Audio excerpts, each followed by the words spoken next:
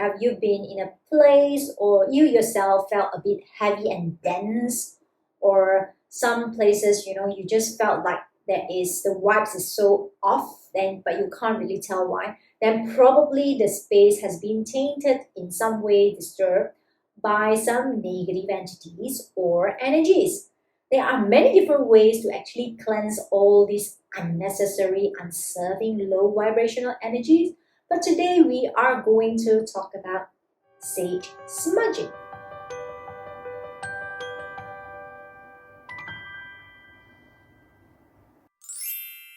So when it comes to smudging, there are different types of things that you can actually use to do smudging. But I have three samples here. One is the sage, white sage, which we are going to talk about the main topic today. You can also use the Palo Santo wood, or you can even do the cedar wood to do the cleanse. Going back to the main topic of today, white sage smudging has originated from the indigenous Native Americans more than 2,000 years ago. It is commonly used for rituals, for cleansing energy purposes, and also for healing. So it is believed that when you use the white sage to smudge, it actually cleanses out the both negative and the positive energy away. Whether it's cleansing both the negative and the positive, you always have to put an intention in mind. What kind of positive energies you would like to install in the space as well? I feel it's a very nice way to actually infuse with the positive energies once you're done with the smudging. Sage itself have a lovely fragrance.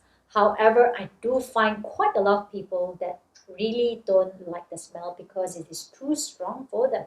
There is like for this particular one, it's just by itself, but you can also find bundles where it is a combinations of different types of herbs as well. For example, this bundle over here is actually a lavender and sage combinations. So the effects of the cleansings and healing is very, very different because it also brings in the very calming effects as well.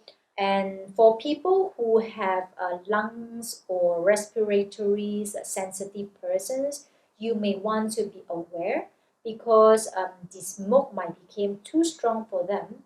So for those kind of people, you might want to opt for like sprays, which I have personally made my own sprays of a big and small bottles.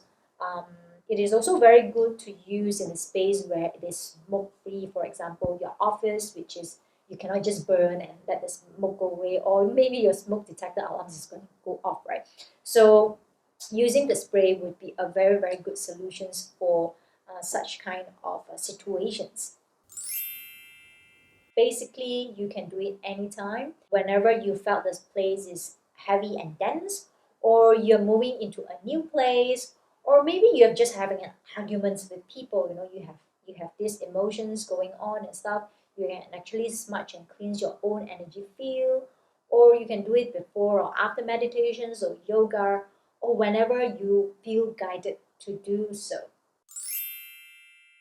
Of course, you need the sage itself. You can actually have a very big bundle, which I don't have at this moment in time. So let's say if you have a big bundle, right, you can actually pick up the little small pieces to actually take out from the bundle itself to use as well. So it's absolutely fine. Or you can use the big bundles to lit it up. Like for example, I have lit up this big bundle, or I can actually take out the small pieces like so to actually do the smudging. So it depends on how big your space is, how do you want to do it. It's entirely up to you. Go with your guidance. You never go wrong with your own guidance. The second thing you need is a fireproof dish because you're still working with fire and you have to be careful as well, especially for the ashes that comes up from the leaf itself. It can drop to certain flammables or damage your clothes. Trust me, I've done it before, so I definitely recommend to use when you go around to smudge. Now, the third thing, of course, you need a lighter and a candle. Candle is optional, but I highly recommend you to use a candle because I prefer it to use less fuel. So I basically like fill up the lighters, the candles, and let it burn so that I can actually use this one. I put it in my candle placer. Also, you wanted to have an extra dish if you like to.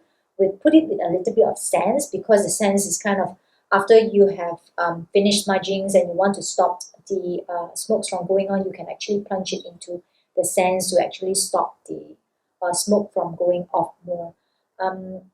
Definitely never use water to put off the sage bundle. For me, I personally, I don't have the sand itself because I like to let it to go off naturally, and it doesn't take long for it to go off naturally. Now, step one, you wanted to make an intentions. Of course, the sage itself carries a healings as well as a cleansing effect, but I find it very powerful. Sometimes you have a certain specific intentions that you want to place on. It actually streamlines the energies to be a more powerful cleansing.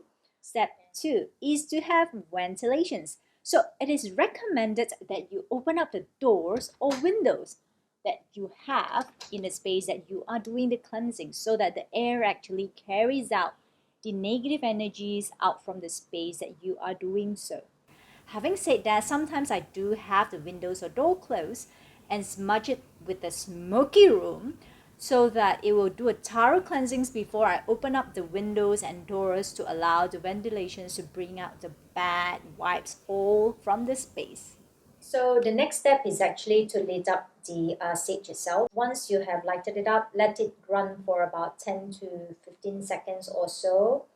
And then you can wait for it to dry, or when it just go off, you can actually see the smokes coming out as well.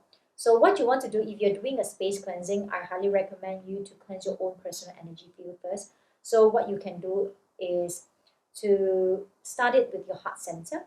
So you go around your heart center, you can go in a circular motions, or you can just brush through like so, and up and down, going through all your chakras, your back, and whatever space. After you have done so, then you can go around the different corners of the house to do the smudging.